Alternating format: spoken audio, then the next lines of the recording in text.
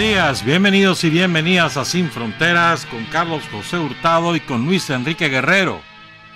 Hoy es viernes, ¿cuánto soy? 12 de junio de 2020, son las 6 de la mañana con 30 minutos. Sin Fronteras, la revista con William Griggs Vivado en la primerísima 91.7 y 105.3 FM.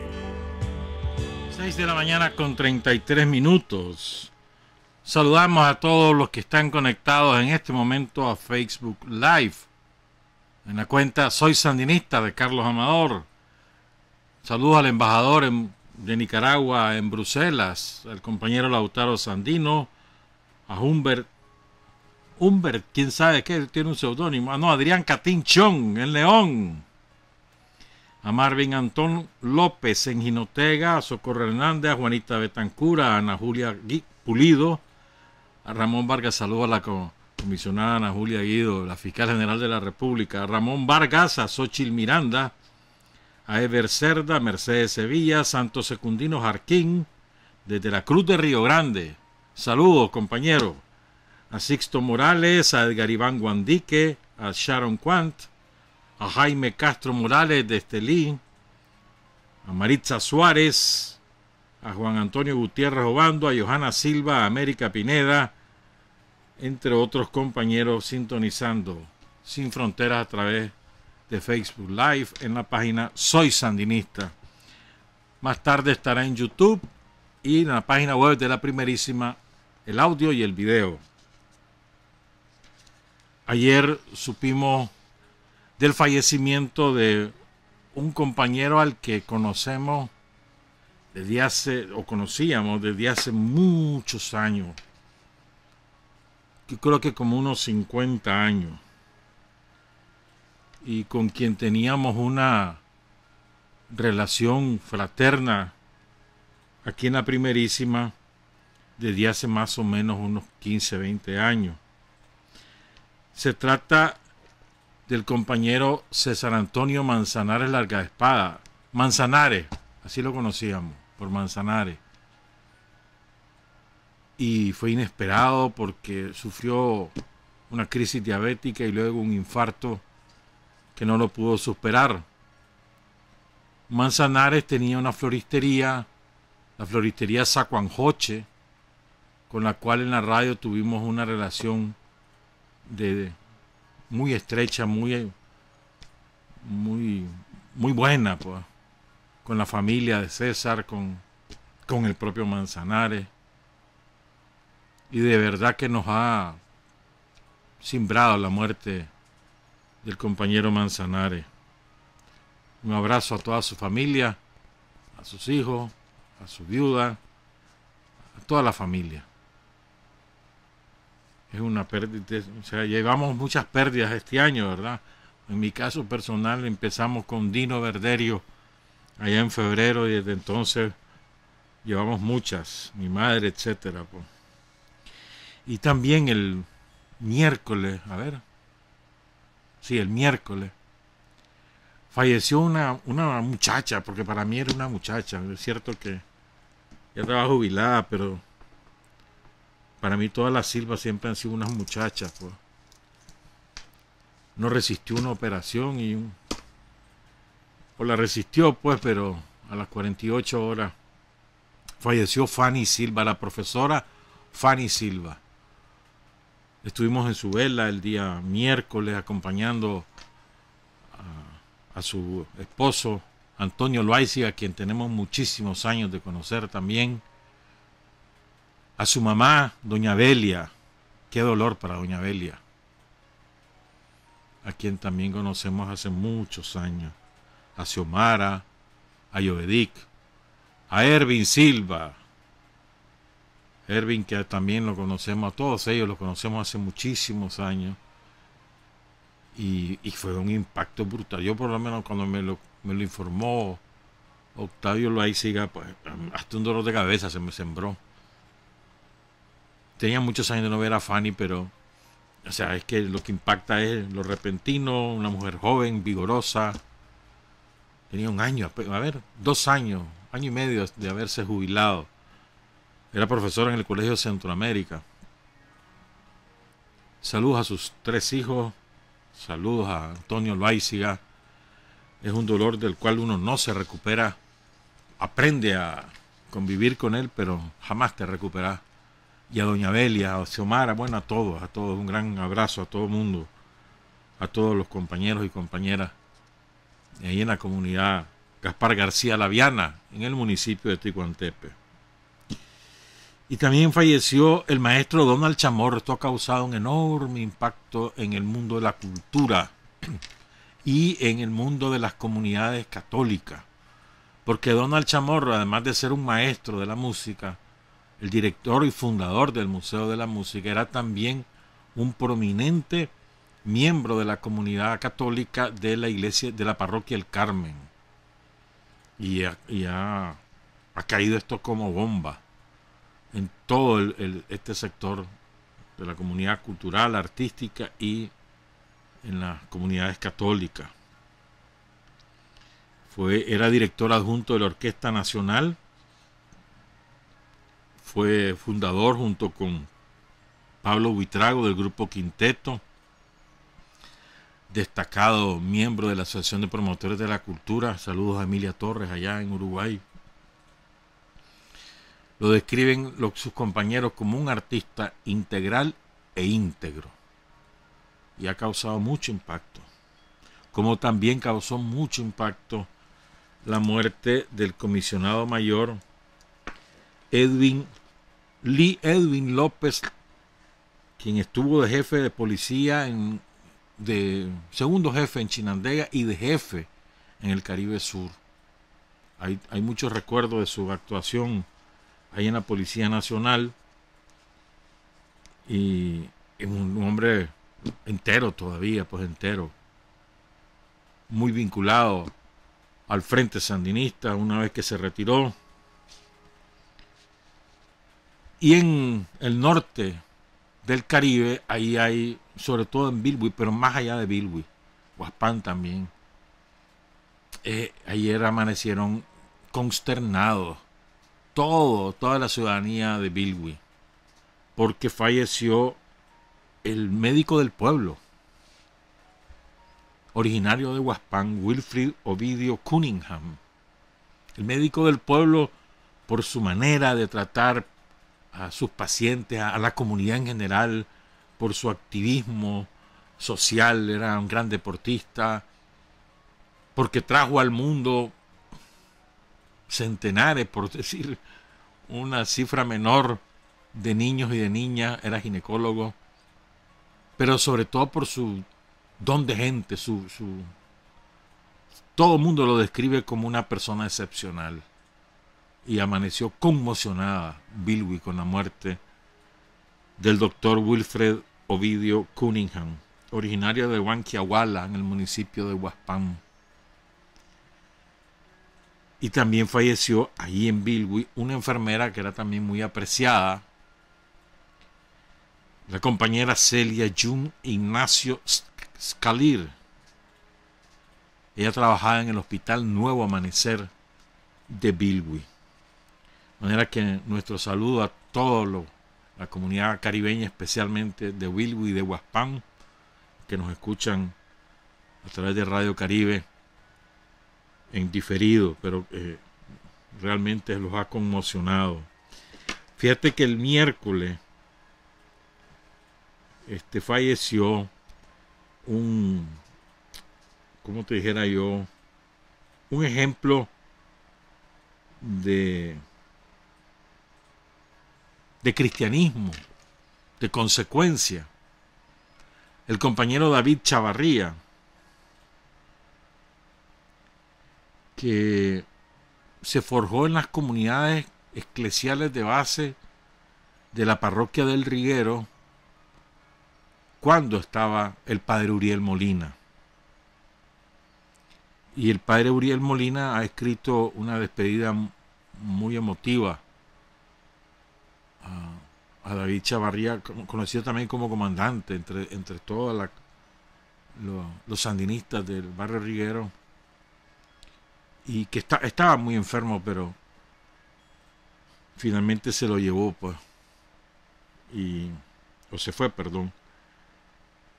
Fíjate que leí un testimonio, además del testimonio del padre Uriel Molina, que está publicado en la página web de Radio La Primerísima, en la sección de opinión. Buscarla ahí, Carlos, tal vez buscar la foto ahí del padre Uriel Molina con David Chavarría en la sección de opinión, ¿verdad?, de la web de La Primerísima. Y entonces, además del testimonio del padre Uriel Molina, que es muy emotivo y cuenta una anécdota muy bonita, lo echan preso a David, ¿verdad?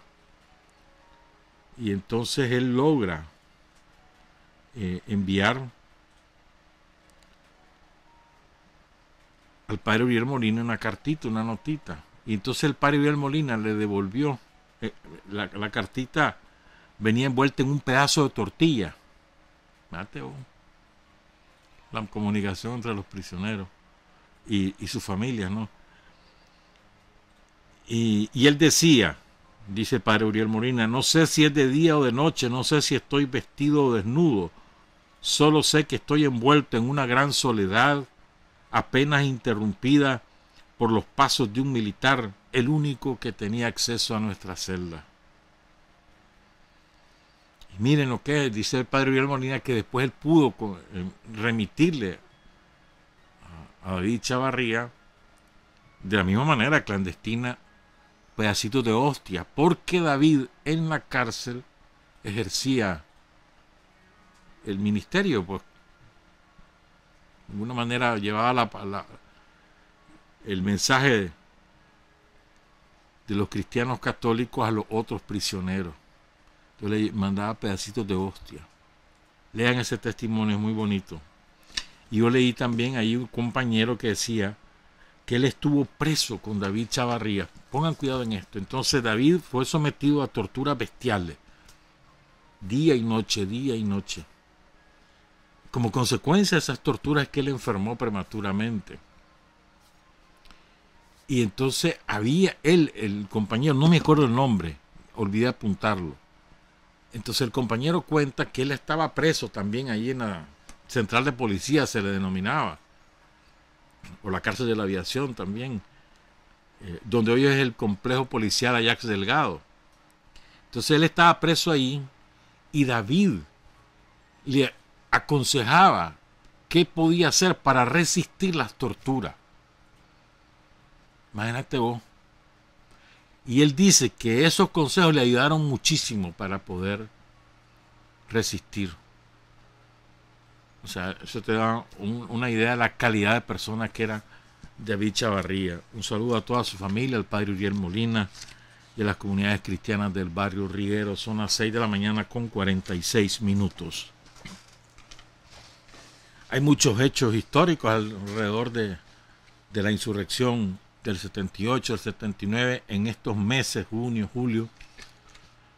Quiero referir solamente a uno, que es muy poco difundido. Lo conocen a un sector de sandinistas de Managua, pero 41 años después las cosas se van olvidando. Los sandinistas de Monseñor Lescano no lo olvidan. Y todos los años, cada 10 de junio, acuden a una estela que hay ahí en el Cortijo. El Cortijo es un pequeño reparto que queda entre Monseñor Lescano y Lindavista. Allí son unas 30, como 50 casas como máximo. Pero era muy conocido en aquel tiempo, ahora ya no. Incluso había un centro comercial que así se llamaba, el Cortijo. Queda de los semáforos de Lindavista una cuadra al sur, ahí empieza, y después 2 cuadras hacia arriba. Entonces ahí hay una estela que recuerda a la Lupita Camacho. Esta cipota, es una cipota, forma parte de la rebelión juvenil que inicia la insurrección en los barrios occidentales. Entonces, los chavalos se agrupan, toman una posición allí en el Cortijo y la guardia asalta esa posición a eso de las 7 de la noche Y a la Lupita la blanquea un francotirador de La Guardia. 14 años tenía. 14 años. La Lupita Camacho. Y eran centenares de cipotes. Estos cipotes después son los que se unen con los de Santana, etcétera. Son los que se intentan replegar hasta San Judas y son los masacrados ahí en Bataola. Saludo a la familia, a su mamá, a los compañeros sandinistas de los barrios Monseñor Lescano, el Lindavista, Loma Verde, el Cortijo, que año con año no olvidan a la Lupita. Son las 6 de la mañana con 49 minutos.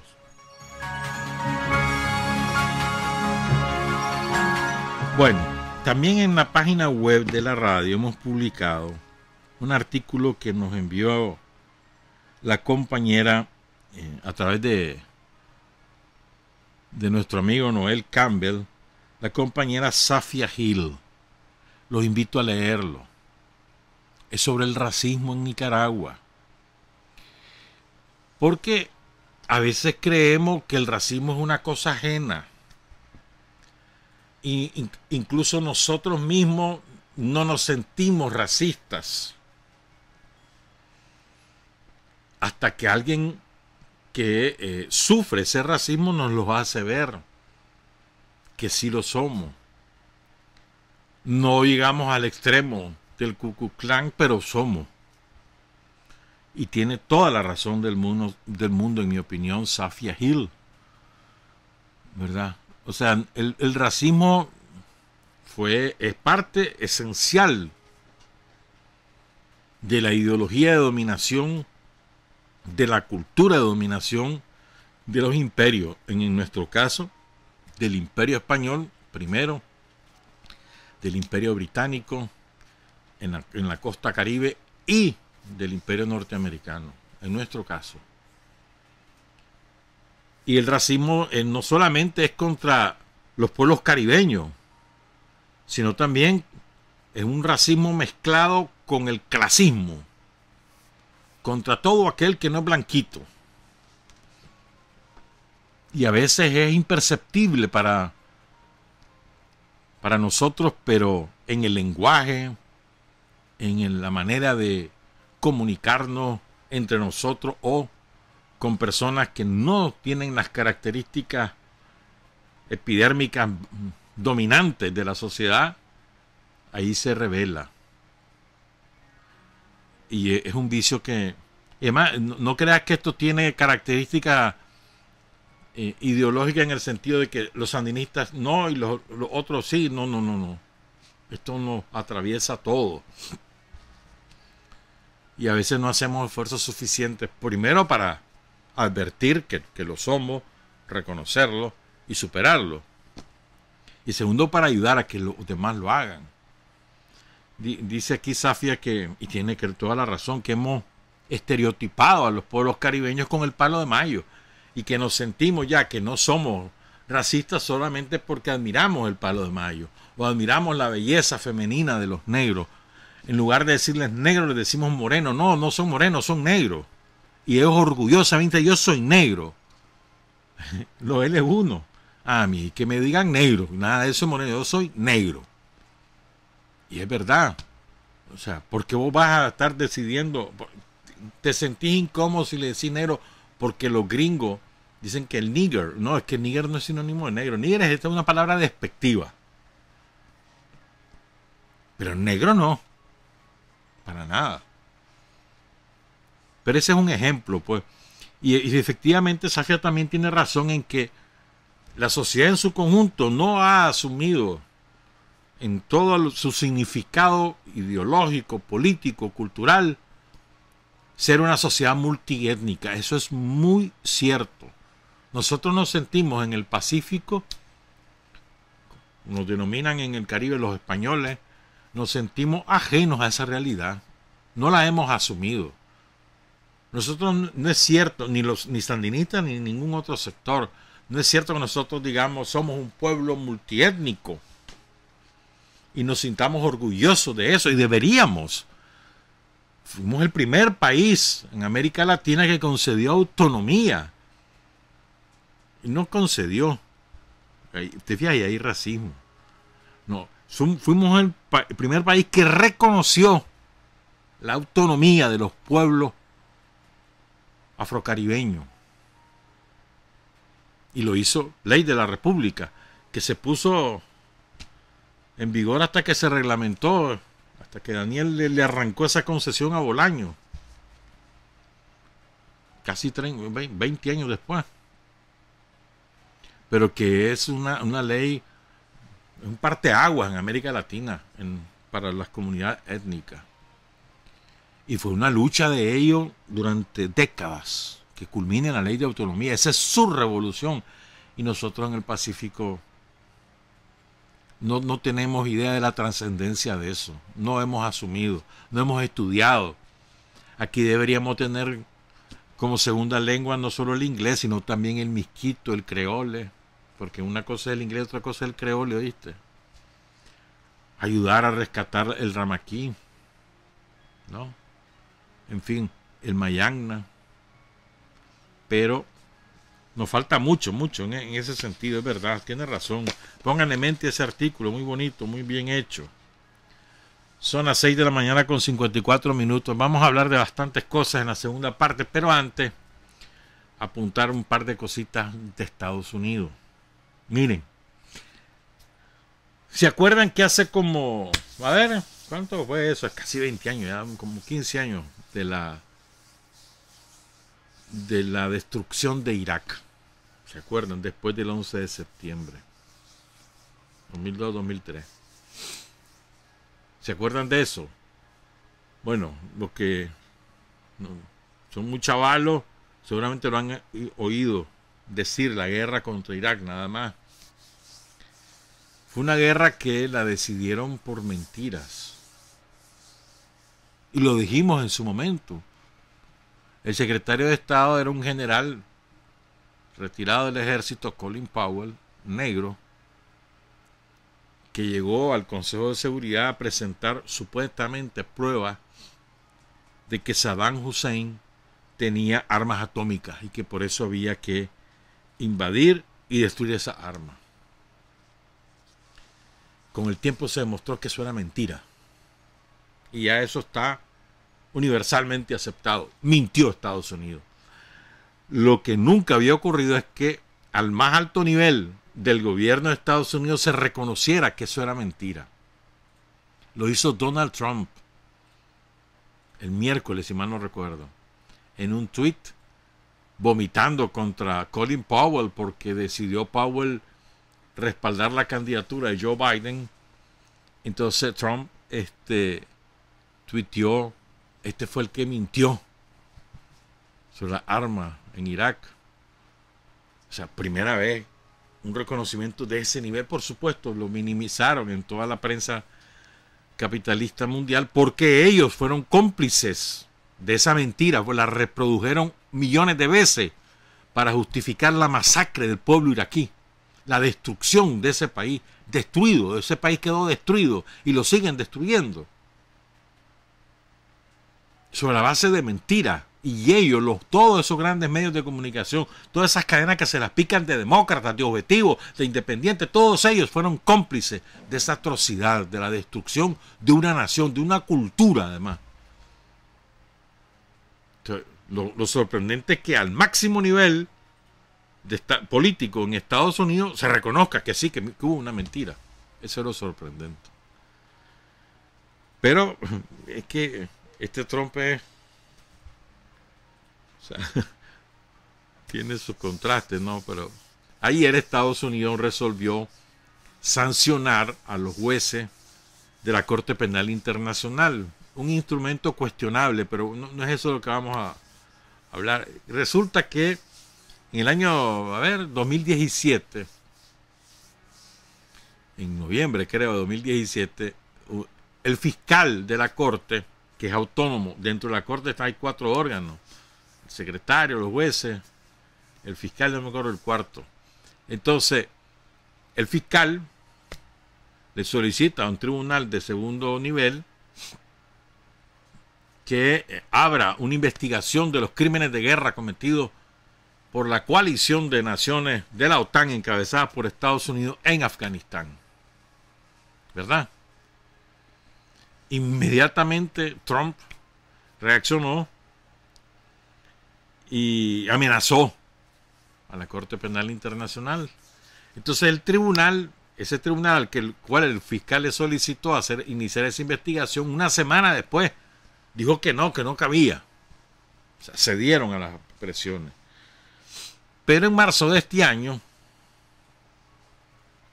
el Tribunal Superior resolvió que sí, que era un error lo que había cometido ese tribunal de segunda instancia y que va de viaje a la investigación. Que inicie el fiscal la investigación de los crímenes de guerra cometidos por la coalición encabezada por Estados Unidos en Afganistán. ¿Verdad? Entonces ayer Trump firmó una orden ejecutiva contra los funcionarios de la Corte Penal Internacional que investiguen si Estados Unidos ha cometido crímenes de guerra durante sus operaciones en Afganistán, el conflicto militar más prolongado en el cual se ha involucrado Estados Unidos. ¿Verdad?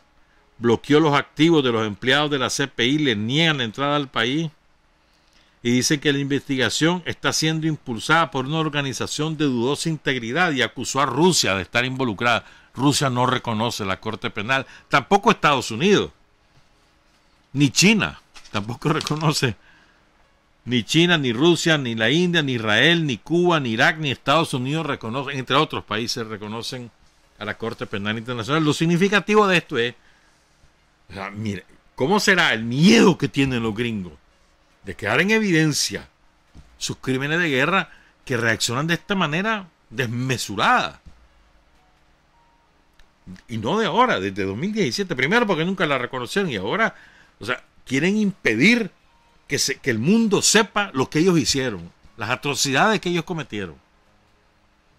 No es que se trata de un juicio, es la investigación, es que le autoricen a investigar. Eso significa comenzar a recabar testimonios orales, documentales, audiovisuales de lo que ocurre o de lo que ocurrió en Afganistán, en casos particulares o en general.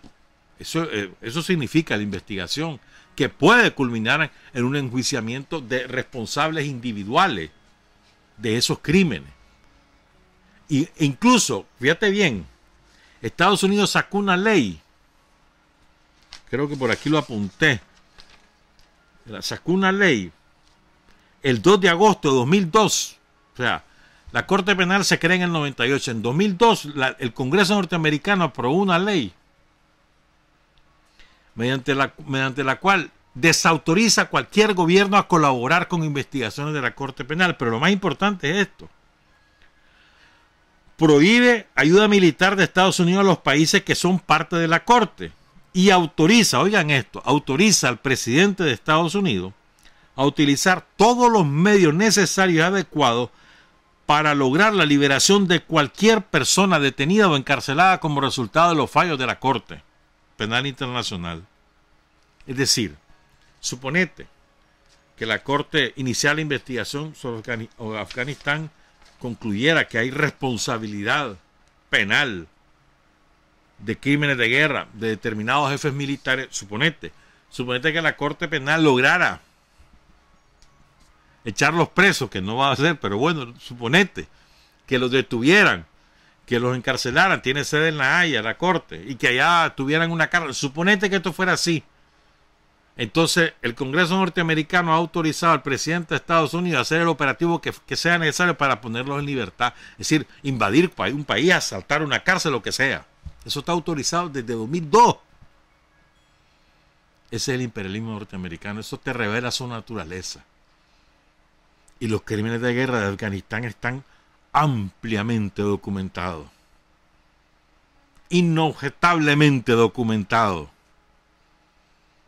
Fundamentados en evidencia de todo tipo, de lo que se te ocurra. Y además está claramente identificado quién es el principal responsable de cada una de las operaciones militares que desembocaron en masacres de civiles y los jefes en acción. Están identificados. Eso solo se trata de de procesarlo, porque eso está harto demostrado. Pero así es el imperialismo. Entonces les prohíben llegar a Estados Unidos, etcétera, etcétera, etcétera. Cuando regresemos, pues hablamos un poco del COVID y hablamos de un par de cosas adicionales. Son las 7 de la mañana con 3 minutos. Hay hombres que luchan un día y son buenos. Hay hombres que luchan un año y son mejores. Pero hay hombres que luchan toda la vida. Esos son los imprescindibles. 7 de la mañana con 6 minutos. Hablemos algo del COVID. Vamos, desgraciadamente, en el mundo ya por 7.620.000 contagiados, 425.000 fallecidos. Solo en Estados Unidos, 2.090.000 contagiados, 116.000 fallecidos. ¿Qué autoridad moral tiene Estados Unidos para cuestionar o preguntar o indagar o hablar siquiera del tema en cualquier otro país? ¿Qué autoridad moral tienen con 116.000 fallecidos?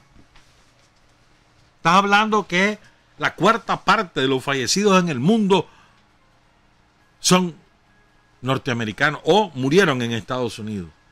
La cuarta parte. Es un escándalo. Y eso son los que oficialmente, porque son los que se les hizo la prueba y que está confirmado que son fallecidos por COVID. Pero hay miles que ni siquiera acudieron a ningún hospital porque no tienen dinero para acudir y que fallecieron en sus casas. Decenas de miles. ¿Qué autoridad moral tiene Estados Unidos para decirle a Cuba: ve, mira, es mentira lo que estás diciendo, lo que te pasa es esto? ¿Qué autoridad moral? O a Venezuela, o a nosotros. ¿Con qué autoridad moral? Si deberían estar con la cabeza metida debajo de la tierra, de la vergüenza. Por todo lo que hicieron. Nunca se preparó Estados Unidos para la pandemia, a pesar que sabían que le iba a llegar. Con caso contrario absolutamente a lo que pasó en Nicaragua, Cuba y en Venezuela, que nos preparamos y sabíamos que nos iba a caer y que tratamos de demorar al máximo posible su llegada y su expansión. Ellos no. Nosotros sí preparamos al sistema público y aún así nos ha pegado. A todos nos ha pegado. ¿Qué autoridad moral tiene la mafia gusana? Cualquier funcionario del gobierno de Estados Unidos, cualquiera, del nivel que sea. ¿Y qué autoridad moral tienen los sicarios para hablar de lo que hacemos o dejamos de hacer? ¿Qué autoridad moral tienen? Ninguna. Si han hecho exactamente lo contrario, han conspirado. Oigan bien lo que les voy a decir. Han conspirado para matar gente en Nicaragua. Los sicarios del somocismo han conspirado para matar gente en Nicaragua. Algún día se va a saber la verdad. Y eso no va a quedar impune. Hay que prometerlo, no va a quedar impune. Han conspirado para matar nicaragüenses. Eso ha sido exactamente lo contrario.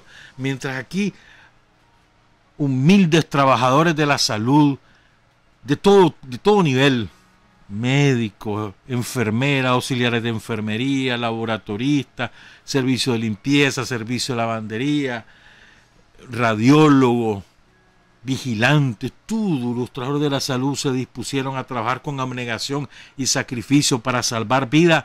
Los sicarios del somocismo se dispusieron a conspirar para matar gente. Un día se va a saber todo eso.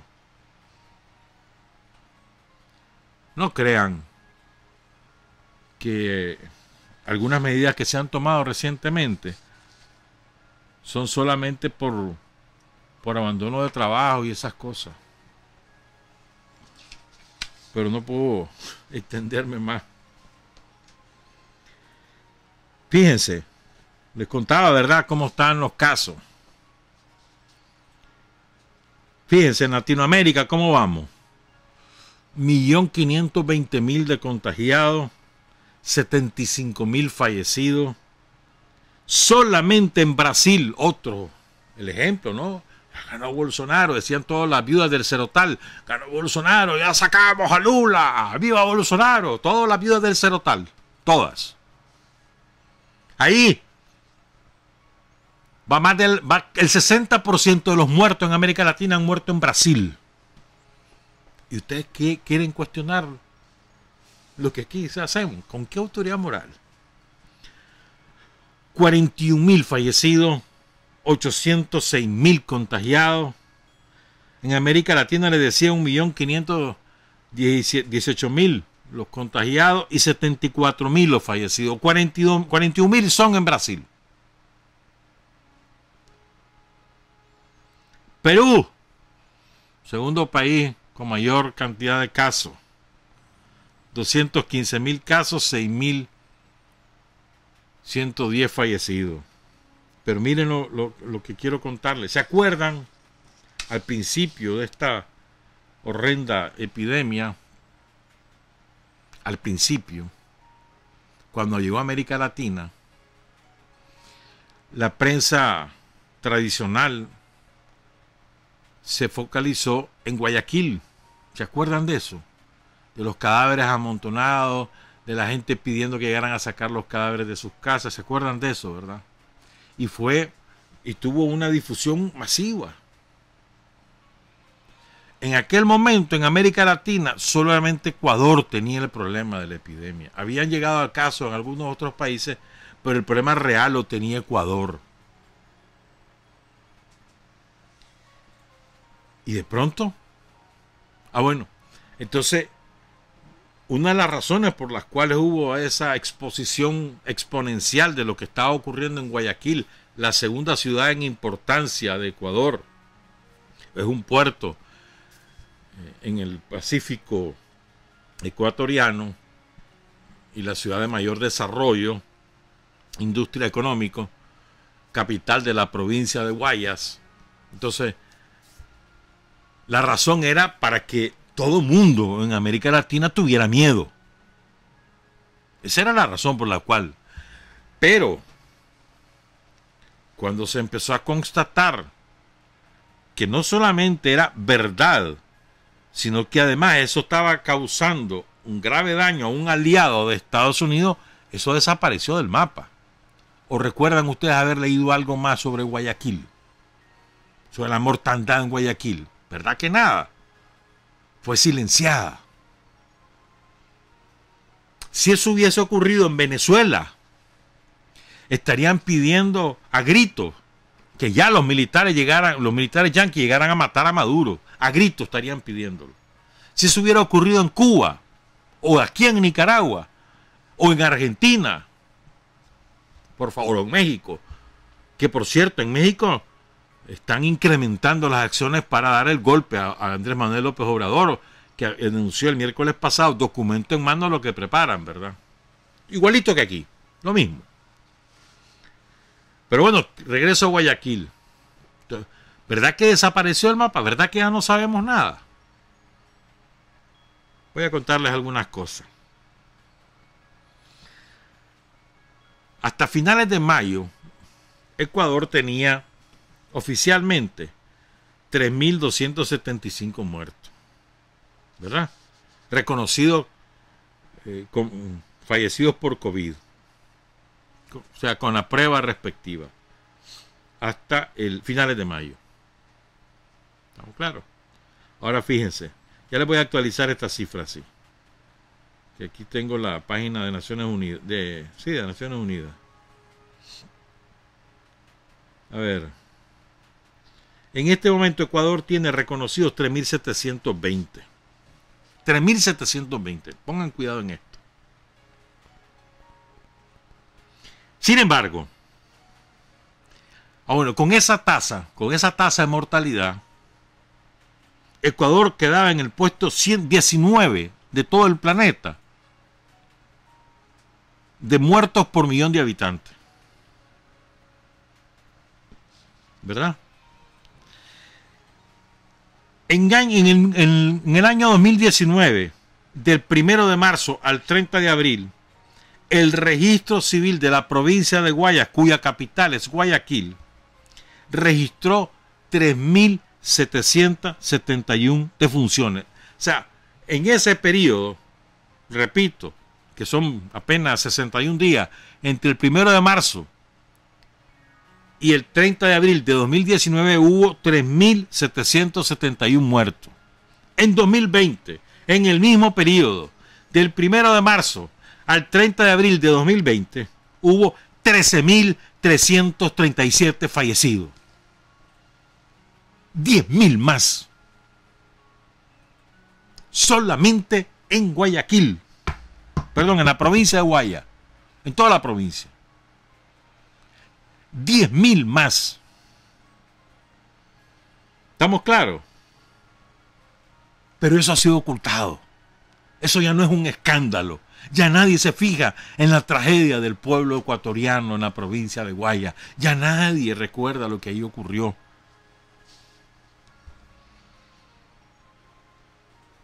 Dice, por vergüenza de humanidad o impacto periodístico, un medio norteamericano, New York Times, que no puede ser acusado de opositor al gobierno de Ecuador, publicó: la pandemia ha dejado una cifra de fallecimiento en Ecuador que es al menos 15 veces más alta que la cantidad oficial reportada por el gobierno. Es decir, si en este momento Ecuador tiene 3.720 fallecidos oficialmente declarados, multiplícalo por 15. Ya van por 45.000 muertos en Guayaquil a causa de la epidemia. Nadie hace escándalo sobre eso porque el gobierno de Ecuador es un dócil vasallo de Estados Unidos. Nadie le pone el ojo a Ecuador. Pasó a quinto plano. Si eso hubiese ocurrido aquí en Nicaragua, si eso hubiese ocurrido en Cuba o en Venezuela. Dicen en esa crónica del New York Times José María León Cabrera y Anatoly Kurmanaev: los cuerpos se amontonaron en las calles y llevó a las familias a enterrar a sus seres queridos en ataúdes hechos de cartón. En esos entierros los muertos estuvieron acompañados tan solo por su espíritu y contados familiares ante el riesgo de infecciones de coronavirus e incumplimiento de restricciones de la cuarentena que había decretado el gobierno ecuatoriano. La Fuerza de Tarea Conjunta Militar y Policial y de Salud retiraron de viviendas y aceras de Guayaquil más de 800 cadáveres. Todos fueron enterrados solos, sin honra fúnebres, sin misa y sin el Cristo que los acompañe. Aquí nos colocan en la picota porque supuestamente, qué barbaridad, y porque los enterrás sin vela y los enterrás apenas murieron, porque es una disposición universal. O sea, muerte por COVID o por enfermedades que pueden haber sido ocasionadas por enfermedades y además males que pueden haber sido ocasionados por COVID, inmediatamente tenés que sepultarlo. Eso es universal. Ahorita en México, el miércoles en México, en una clínica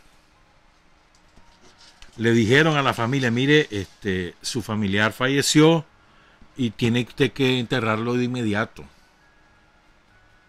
¿Saben lo que hicieron todos los familiares? ¿Saben lo que hicieron? Quemaron la clínica. Quemaron la clínica. No aceptaron. Y entonces quemaron la clínica.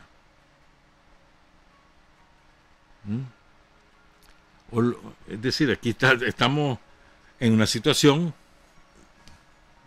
en donde el procedimiento de sepultar a tu deudo de inmediato choca con las tradiciones culturales, muy arraigadas en determinados pueblos, como el mexicano.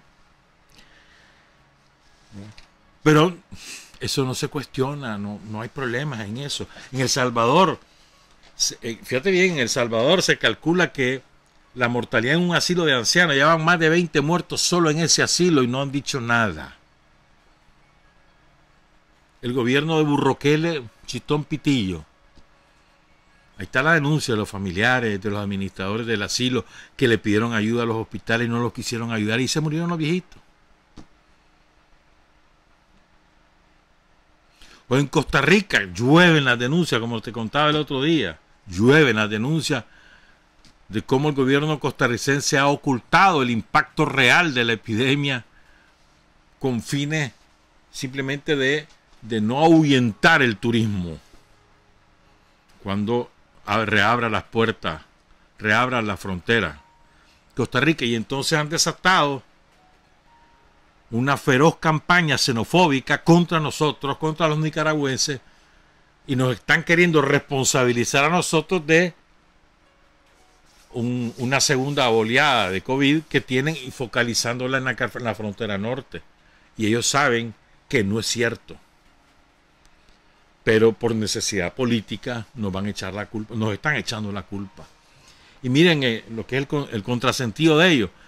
El presidente de los terratenientes de Costa Rica públicamente hizo un llamado a cesar la campaña de acoso contra los nicaragüenses porque los necesitan. Sin los nicaragüenses, sin los obreros nicaragüenses, sin las obreras nicaragüenses, no van a poder levantar las cosechas de café, de banano, de azúcar. No van a poder hacerlo. Hicieron una convocatoria pública a que los ticos asumieran esas labores. Llegó aproximadamente el 5% de la cantidad que necesitan. Se presentó para llenar esas plazas. Tienen un déficit de más de miles, de decenas de miles. Entonces, hay una paradoja. La necesidad política de la clase dominante es culpabilizar a los nicaragüenses del incremento de casos del COVID, y hay una necesidad económica de los terratenientes que no lo hagan, porque sin ellos no vamos a poder levantar la cosecha y nos vamos a llevar a la quiebra, y el país se va a ir a la quiebra. A ver qué predomina. Pero la realidad es muy diferente. Incluso los focos principales del COVID en Costa Rica no están en la frontera norte, y ellos lo han sabido ocultar. Están en sus grandes centros urbanos, poblacionalmente muy concentrados, y no están en la frontera norte. Y ellos lo saben. Pero bueno. Otro día les cuento cómo es la cosa bien ahí. Bueno, son las 7 de la mañana con 24 minutos. Quiero cerrar con dos temas de carácter ideológico. El primero, miren. A propósito de una consulta que me hizo un compañero sobre un documento. Entonces recordé que estas son cosas que a veces no las repetimos con suficiente fuerza o las olvidamos. Fíjense, entre 1989 y el año 1992 se extingue el campo del socialismo real, así se le decía. O sea, los países socialistas, cae la Unión Soviética, cae el muro de Berlín y desaparecen todos los gobiernos socialistas de Europa Oriental. Se disuelve la Unión Soviética, se pulveriza, ¿verdad? Y entonces es cuando escribe Fukuyama el famoso fin de la historia, o sea, que hasta ahí llegaba, que a partir de ese momento reinaría el capitalismo secula seculorum, y que ya no había nada que se le opusiera, ¿verdad? Hasta ese momento, a ver, más o menos en la década del 50, 60 del siglo XX, el concepto de desarrollo era muy difundido en general como objetivo de toda sociedad, desarrollar sus propias naciones, acabar con la pobreza, la justicia social. Incluso fue doctrina de la Iglesia Católica a partir del Concilio Vaticano II, ¿verdad? Es decir, en el mundo se difundió la idea de que había que propiciar las condiciones locales e internacionales para que cada sociedad pudiera alcanzar el desarrollo y acabar la pobreza, con lo cual también se impulsaba la justicia social. Y eso era porque, sobre todo en el capitalismo, en los países capitalistas, imperialistas, esa era la manera de levantar banderas de carácter popular para contrarrestarla con la bandera socialista que te proclamaban la necesidad de que los pueblos asumieran el poder político para cambiar su destino, para cambiar sus realidades, para cambiar sus condiciones de vida. Entonces, como contraposición a los postulados socialistas, se postulaba el desarrollo, la justicia social y acabar con la pobreza. Así era. Eso se acabó a partir de que se extingue el campo socialista y se disuelve la Unión Soviética. Y ya no se vuelve a hablar de desarrollo, ni de acabar con la pobreza, ni de justicia social. ¿Por qué?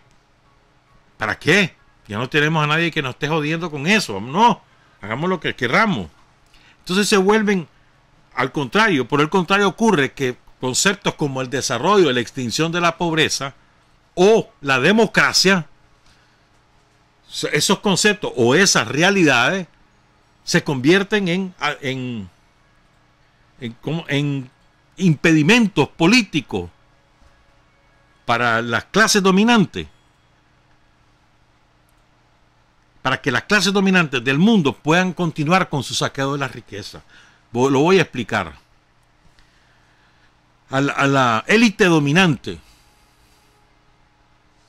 de Estados Unidos, de Europa, de Japón, de todos los países capitalistas desarrollados, es una necesidad saquear la riqueza de todas las naciones del mundo. Es una necesidad para su avaricia, para su ambición, para su interés de dominio y de acumulación de riqueza. Es una necesidad saquear la riqueza de los países empobrecidos. Y para poderla saquear tienen dos problemas. Uno, que de pronto esos pueblos se vuelvan educados, ¿verdad? Y que comiencen con sus propios medios a salir de la pobreza. Y ese es un problema para ellos. Porque salir de la pobreza es a costilla de su posibilidad de seguir saqueando. Y el segundo problema que tienen es que a estos pueblos se les ocurra tomar decisiones soberanas y escoger gobiernos o fuerzas políticas que gobiernen con programas para sacarlos de la pobreza. Eso es un problema. La democracia es un problema, el desarrollo es un problema para ellos. Y se acabó. Dejaron de hablar de eso.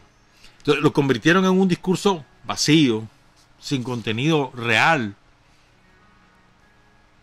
¿No se acuerdan ustedes a Alemán, a Bolaño y a Toño Lacayo y a la Violeta hablando de acabar con la pobreza? ¿No se acuerdan de eso? Díganme ustedes cuántos pobres dejaron de serlo en esos gobiernos. Y ellos hablaban todos los días. Decían que la reducción del presupuesto público era para ocupar ese dinero y que sirviera para acabar con la pobreza en Nicaragua. Díganme ustedes, cifras en mano, cuéntenme, ¿cuántos nicaragüenses dejaron de ser pobres en esos tres gobiernos? A la realidad no me remito. Pero el discurso era, todo era contra la pobreza. La práctica política era exactamente lo contrario. Despojaron al Estado de Nicaragua de sus facultades para realmente administrar la riqueza del país y se le entregaron a los intereses de las multinacionales. Subordinaron al país en todo el sentido de la palabra a Estados Unidos, a sus intereses mercantiles, políticos, militares, todos sus intereses. Y despojaron al país de la posibilidad real de encontrar una propia senda de desarrollo. Y entonces aquí en Nicaragua la democracia se le vuelve un problema cuando por la vía democrática Daniel gana las elecciones en el año 2006 y luego arrasa en elecciones en 2011 y en el 2016. Entonces es un problema, o sea, qué barbaridad estos pueblos. O lo que pasa con Chávez. Chávez llega al poder por la vía electoral y empieza la transformación radical de Venezuela y a ganar elección tras elección, elección tras elección. Eso es un problema.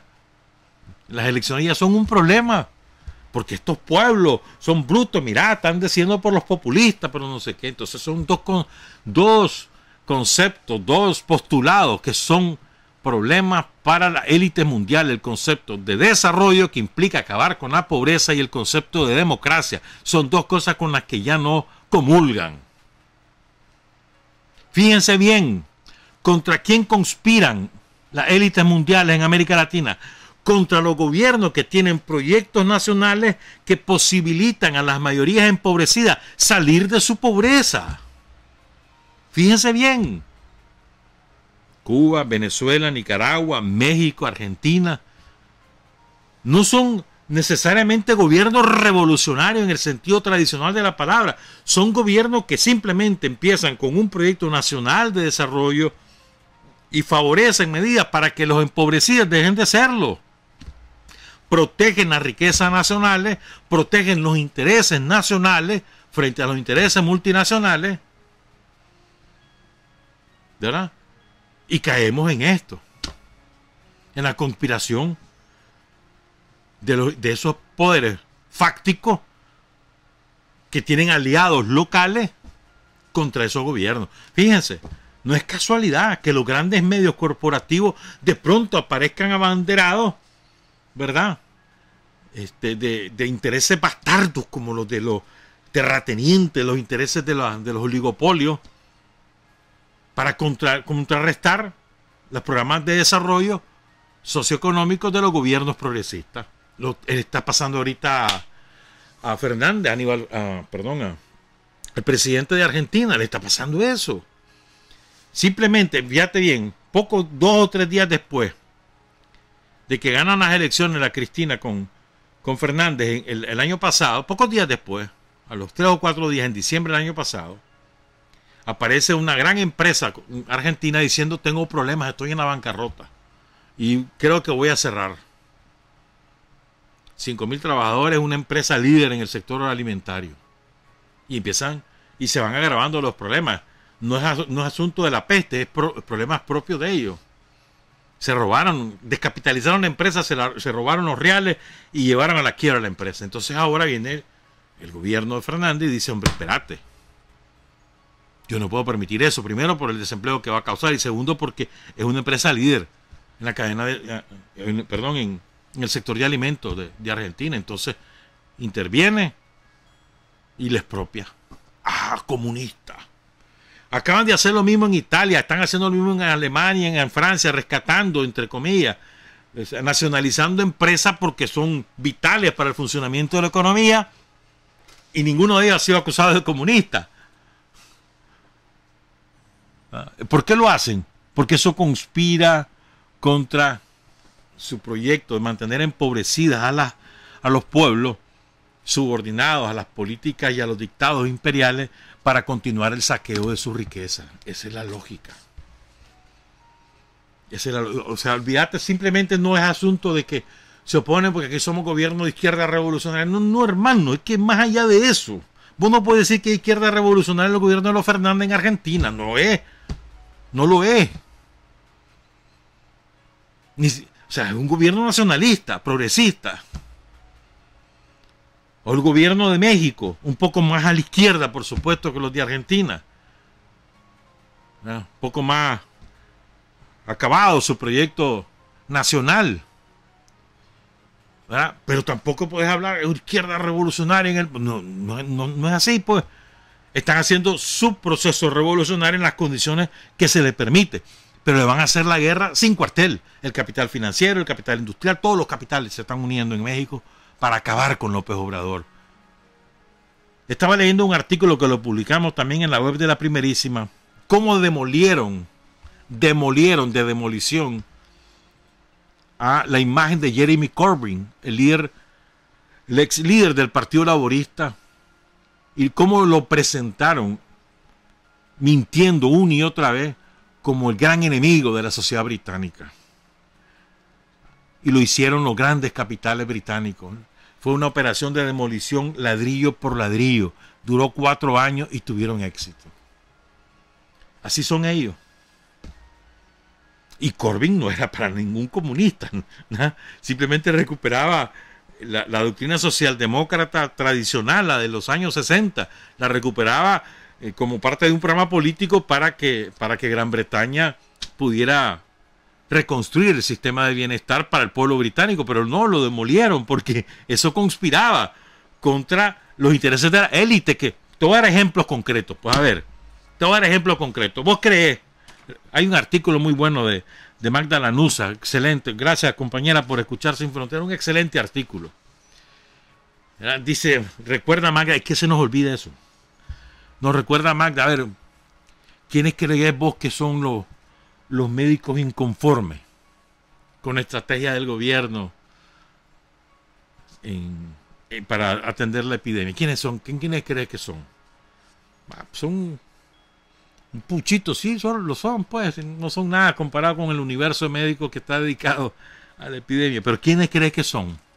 Son los mismos que se lucraban en los hospitales públicos, que tenían sus clínicas privadas montadas en los hospitales públicos y que fueron afectados directamente por la decisión del gobierno de Daniel de la salud a partir de ahora es gratuita. Fuera las secciones privadas de los hospitales, ¿se acuerdan, no, de eso? ¿Y quiénes son los afectados? Estos mismos llorones de ahora. Esos mismos. Esa es la primera oleada. Y la segunda oleada, dice la Magda, es verdad. Son todos los que fueron prohijados por ellos. Los adoptados, los tutelados. Pero, ustedes se imaginan, a ver, para seguir la lógica en lo que estábamos, a ver, ¿qué harían estos médicos? ¿O qué le van a proponer al pueblo de Nicaragua esos médicos que son parte de las viudas del Cero Tal? ¿Qué le van a proponer? Privaticemos el Vélez País. Esa es una carga para el Estado. Y el Vélez País es pura carne, hermano. Un edificio recién hecho, expresamente hecho como hospital, diseñado de la manera más moderna, con equipos de extraordinaria calidad. O sea, eso es carnita. Y los hospitales que está terminando Daniel ahorita son 8 o 9. El de Bilwi, el de León, el de Chinandega, el de Jalapa, el de Ocotal. Son instalaciones modernas, con equipamiento de última generación. Entonces, privaticemos. Porque es que barbaridad, el Estado es muy pesado para el Estado. Nosotros lo podemos gestionar mejor. ¿Me entendés? Entonces, el desarrollo conspira contra los intereses de las minorías opulentas, de los que quieren saquear las riquezas de un país. El desarrollo, es decir, sacar a la gente de la pobreza, eso conspira. Uy, ahora los pobres son igualados, no sé si es un pobretón igualado, ¿qué? No les entra en su jupa. Que un empobrecido, que era empobrecido en el 2007, hoy tenga un título universitario y sea un especialista en cualquiera de las profesiones que hay. Sí, ¿de dónde viene? Mira, viene de tal lado. Uy, no, hombre. O sea, hay una mezcla racial, clasista, pero sobre todo del proyecto. El proyecto de ellos es tener países no solamente políticamente subordinados, sino sobre todo totalmente desprotegidos desde el punto de vista jurídico, para que cualquiera venga aquí a saquear la riqueza y que nadie le ponga freno. Porque esa es su manera de seguir acumulando riqueza, no tienen otra manera. Entonces, el desarrollo, el acabar con la pobreza y la democracia son problemas para ellos.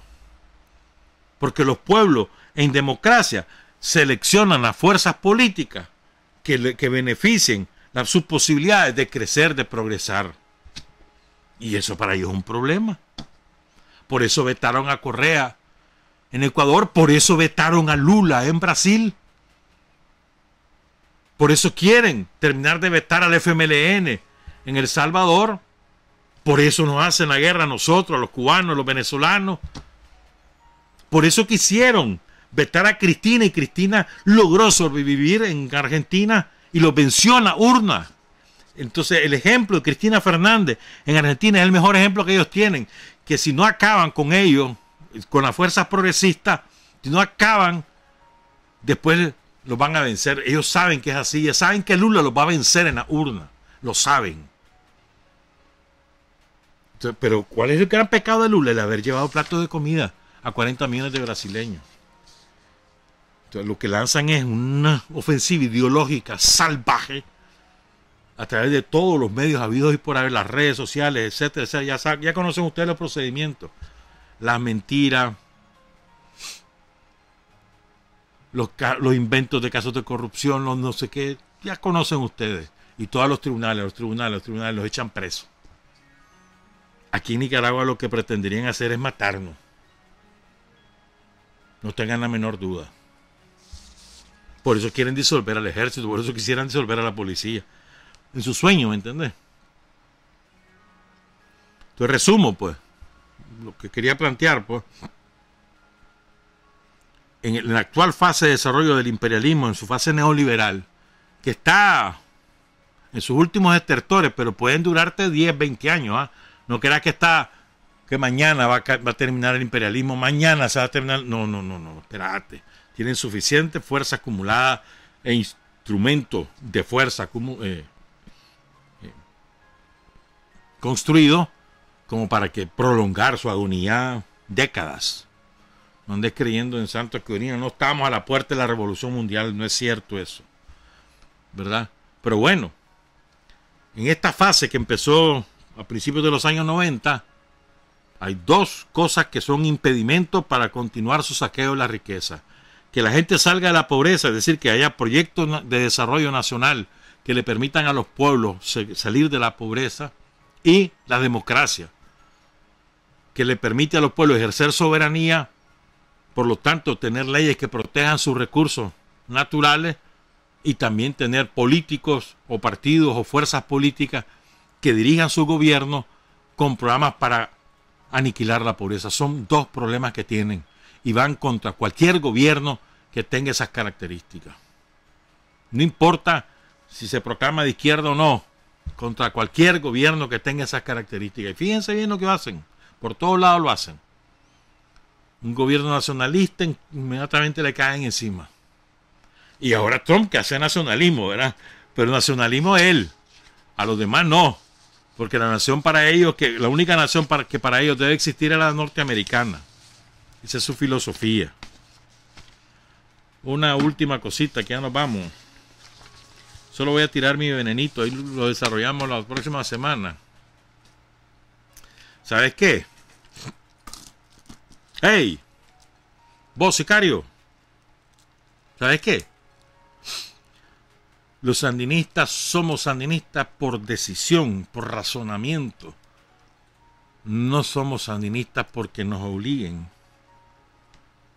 Nosotros hemos decidido ser sandinistas, nosotros hemos decidido defender al sandinismo. Nosotros hemos tomado la decisión, por lo tanto, de acatar lo que nuestro partido decide, y voluntariamente lo hemos hecho, y con orgullo lo hemos hecho, y con orgullo decimos, nosotros acatamos con disciplina todo lo que nuestro partido decide. Y nuestro partido tiene un líder que se llama Daniel Ortega. Y voluntariamente decimos que viva Daniel Ortega. Y voluntariamente decimos, además, hacemos lo que Daniel nos ordene. Voluntariamente. No te equivoqué. Pero además es por razonamiento. Hemos llegado a la conclusión por nuestro razonamiento y sobre la base de la evidencia de que esa es la mejor manera de defender el proyecto de país, de defender los intereses del país, de defender los intereses del pueblo nicaragüense y de construir un país en el que todos podamos progresar. Esa es la mejor manera. porque es una fuerza que está defendiendo esos intereses. Entonces, no te enredes. ¿Oíste? No te enredes. Te guste o no te guste. Sandinista para rato y que viva Daniel. Buenos días, buenas tardes, buenas noches. Trabajar, avanzar, combatir, vencer.